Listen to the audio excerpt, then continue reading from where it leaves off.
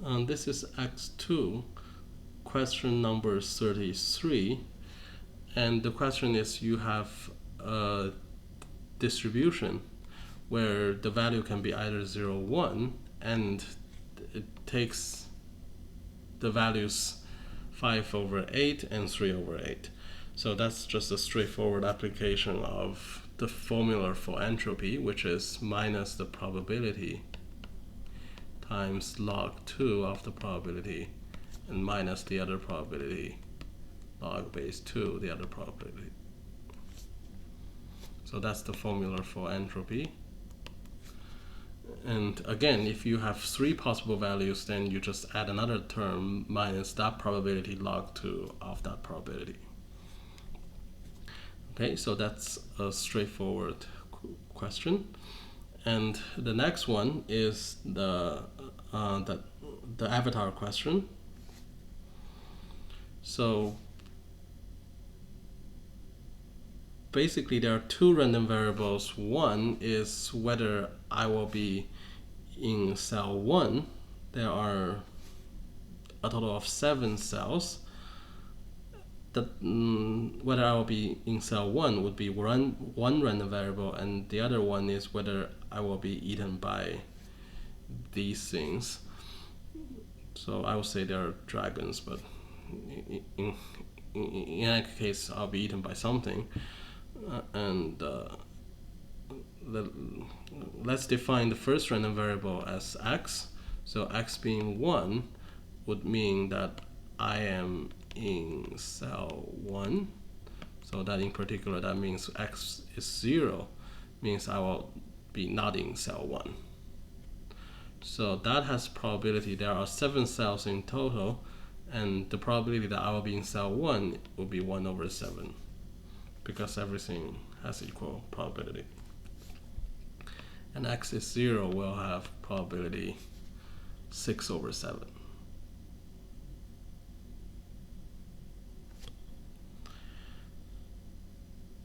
And next variable, as I said, is whether I will be eaten. So let's say y is 1 if I am eaten, or I will be eaten, and y being 0 means not. And the probability that I'll be eaten is if I'm putting cells 1 to 4. So among 7 possible cells, 4 of them I'll be eaten. So that's again equally likely to be in each cell. So it's 4/7, and the remaining one is 3/7 is the remaining probability.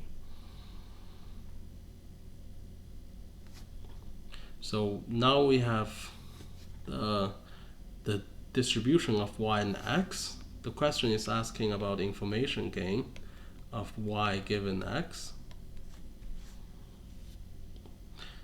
So here it says it's the information gain or the mutual information between these two things. So you can either do x given y or y given x. So it doesn't really matter. And also if you define x and y the other way, you can say y is 1 if I'm in cell 1. That's okay too.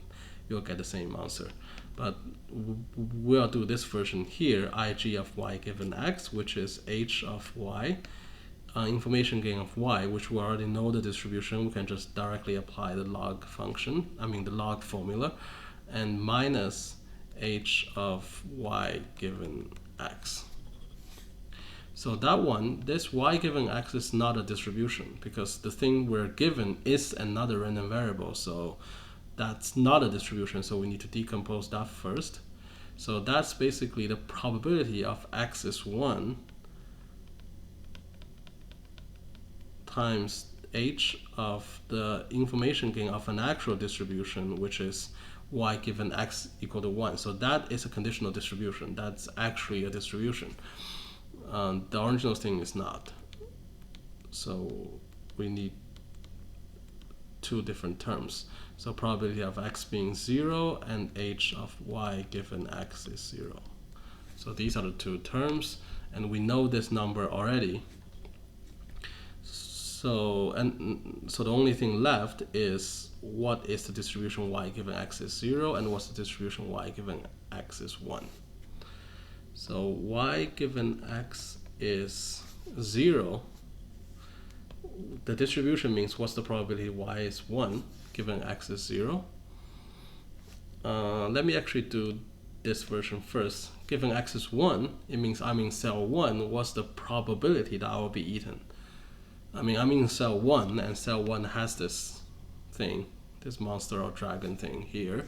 So I will be eaten for sure. So that probability is 1. And in particular, it means the other probability, which is, let me write it somewhere. Let's say, let me write it differently. So on top, this is 1, and y being 0 given x is being 1, that probability will be 0.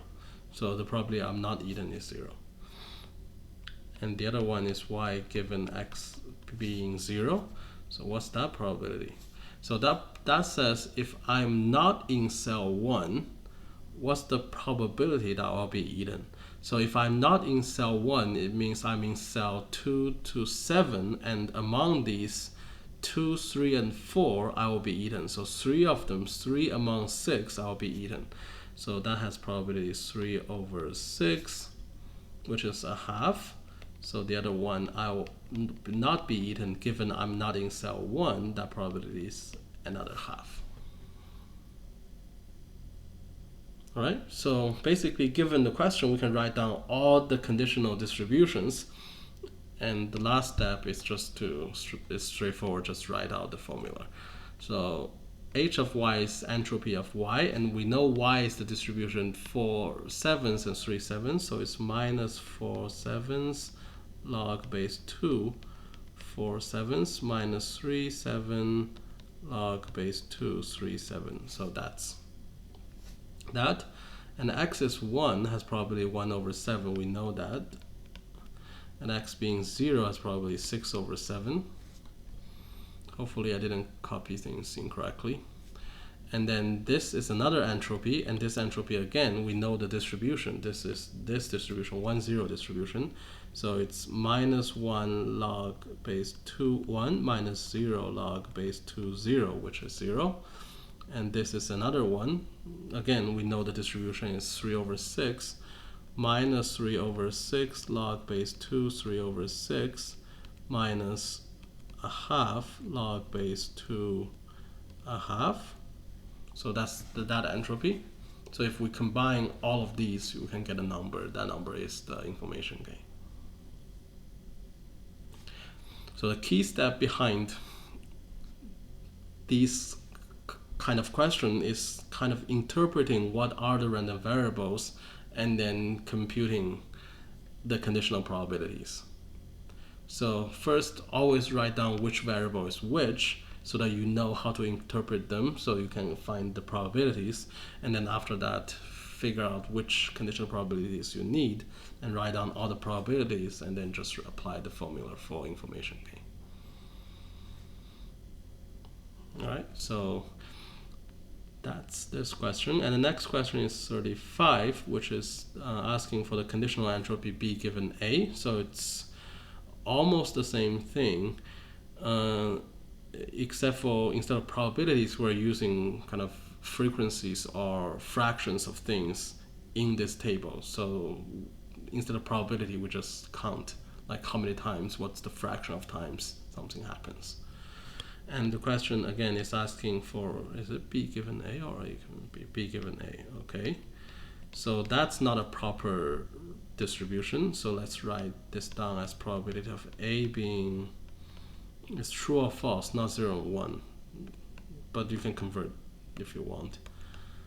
Given A is true, probability of A is false, conditional entropy on A is false.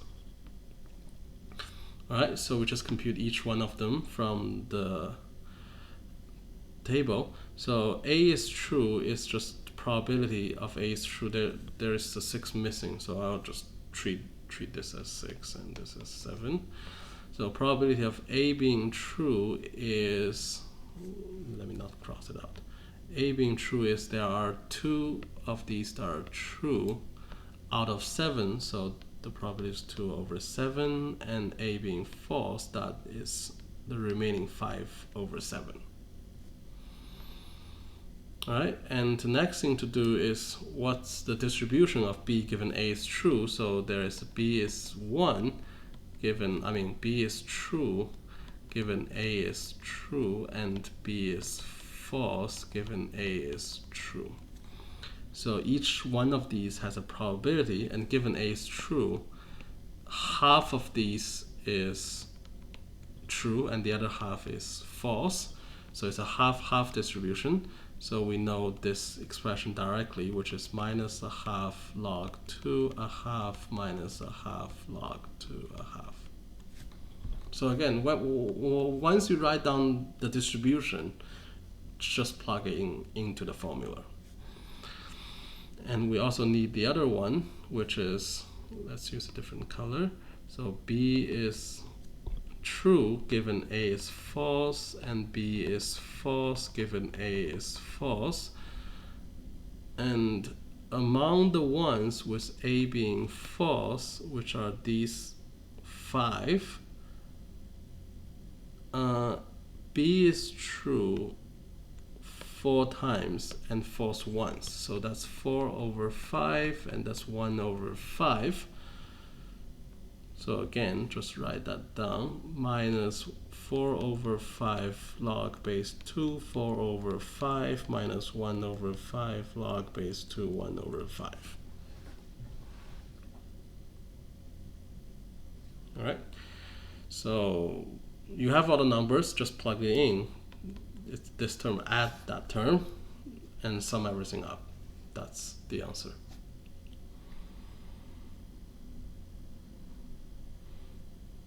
Okay. So the next question is, again, something that I didn't mention this year, but hopefully you at least look at P3, so you know that the way to deal with real value attribute is just do all possible binary splits. So here there are 3 possible binary splits. So one example of this is, suppose you have the real valued attribute, they all have value either 0, 1, or 2, or 3. Then in this case, how can we split data set? We can split here, then put 0 0 on the left and put 1, 2, 3 on the right. So that's one possible split. And another one is 0, 1 on the left and 2, 3 on the right. Since it's a tree, it doesn't matter which one is on the left, which one is on the right. So these are not 2 different splits, they're the same split. And similarly, 1, 2, 0, 1, 2 on one side and 3 on the other side. Again, which side doesn't matter because it's a tree. We can just flip the branches. Okay, and you are probably wondering, do we even need to check if we put everything on one side? I mean, if you have a tree and everything is on one side, then we really don't need that branch, right? So when we have 3 possible thresholds, it actually means 3 splits that are reasonable splits. So we don't put everything on one side. Okay, so that's the threshold part. And the question is actually how many conditional entropies at most need to be calculated. And we're at depth 6. So let's start with depth 2 and figure out some kind of pattern. What is happening at a certain depth? So let's actually use this example. So suppose all the attributes, they can only take on values 0, 1, 2, 3.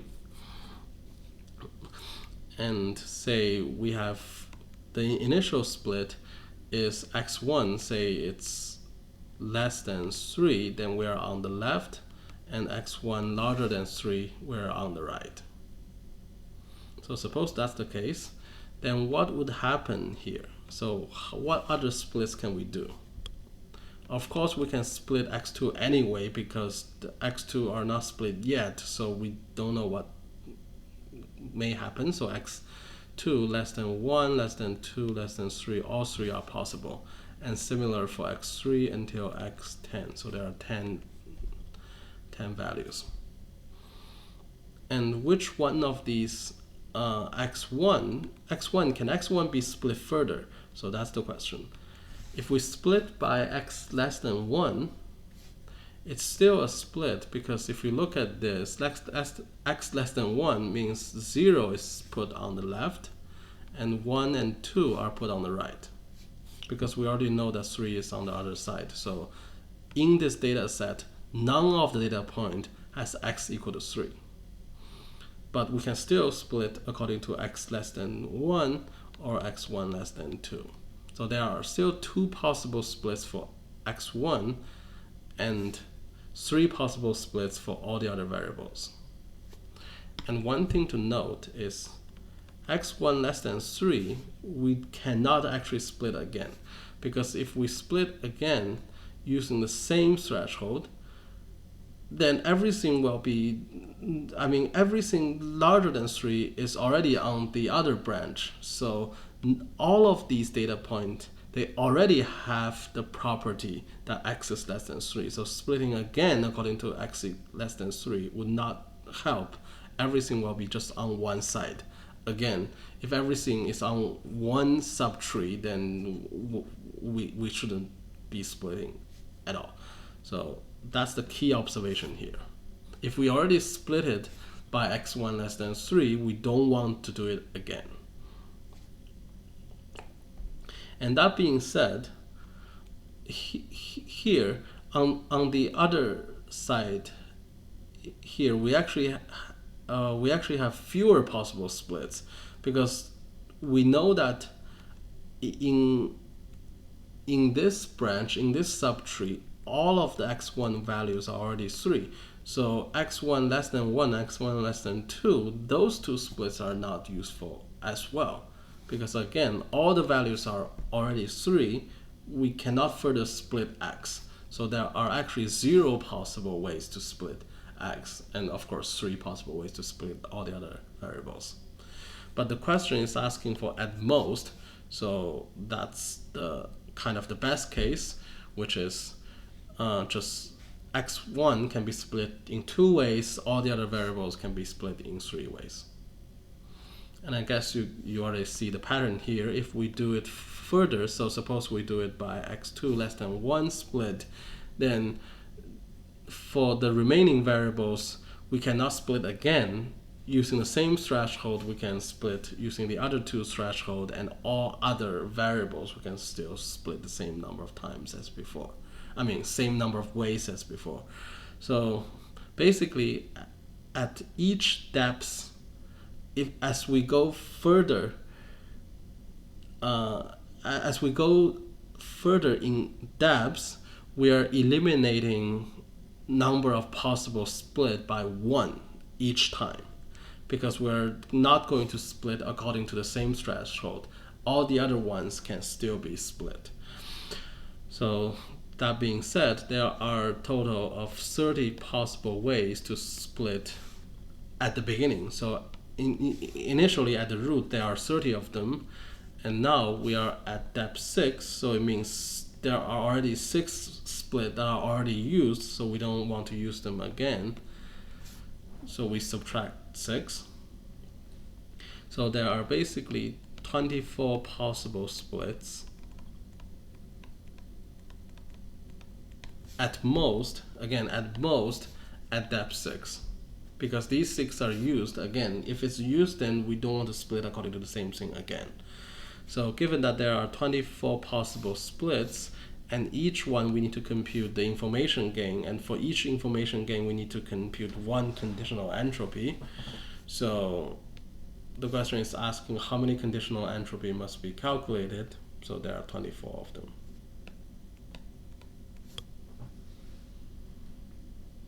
And here the question may not be that clear what it means by conditional entropy. Does it mean h of y given x, or h of y given x being a specific number? But well,